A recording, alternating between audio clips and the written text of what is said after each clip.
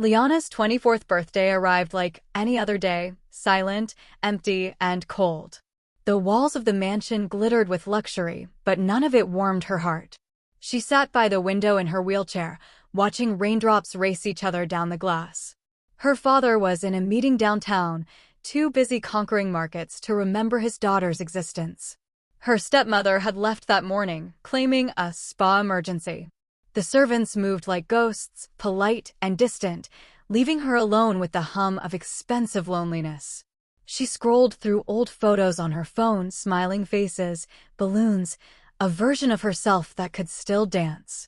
Her thumb stopped on a picture from her 18th birthday. She was standing then, head thrown back in laughter, sunlight in her eyes. Now, she barely recognized the girl in the photo. A soft knock broke the silence. Ethan entered, carrying a small cupcake topped with a single candle.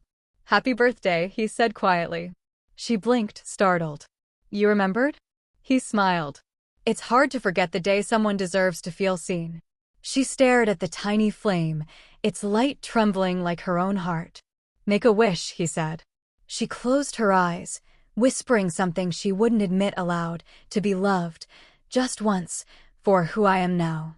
When she opened them, Ethan was watching her, not with pity but with something gentler, deeper. For a moment, the room didn't feel so large. "Thank you," she murmured.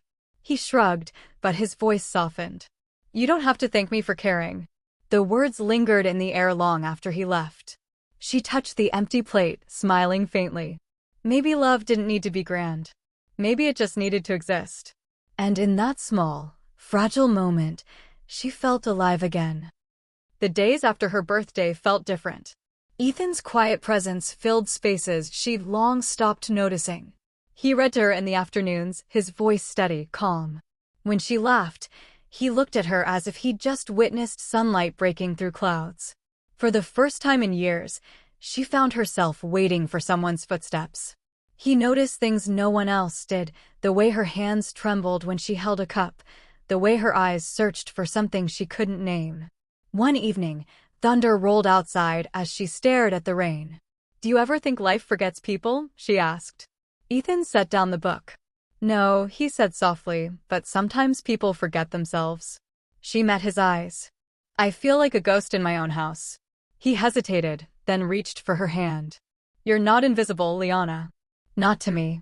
The words slipped out like a confession, and something fragile cracked open between them.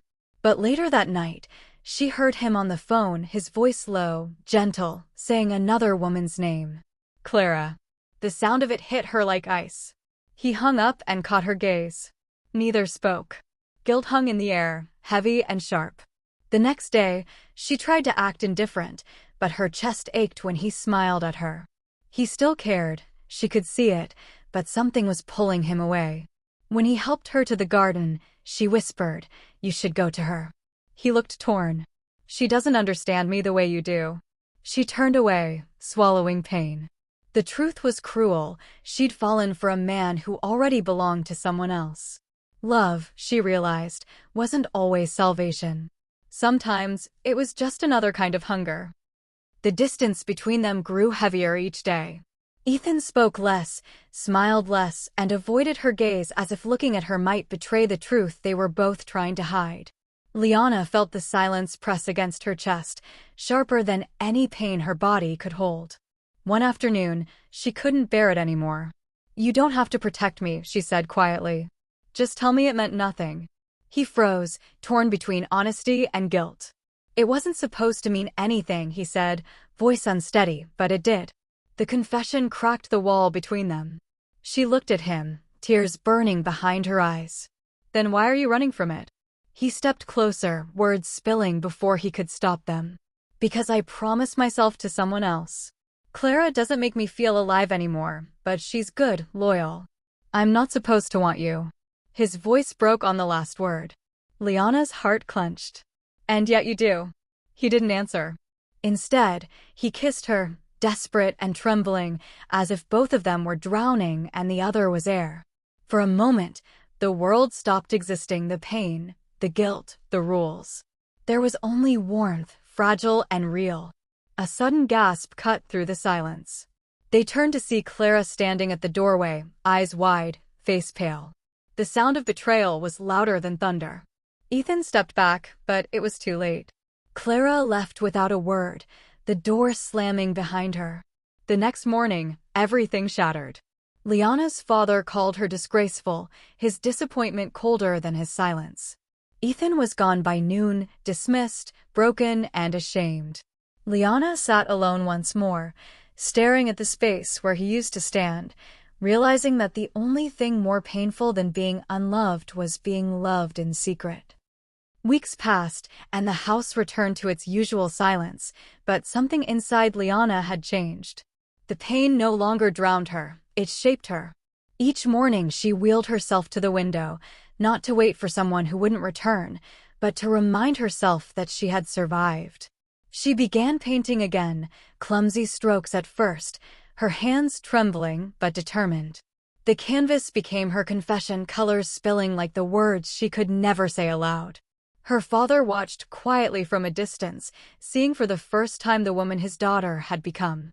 When he tried to apologize, she only said, "You don't need to.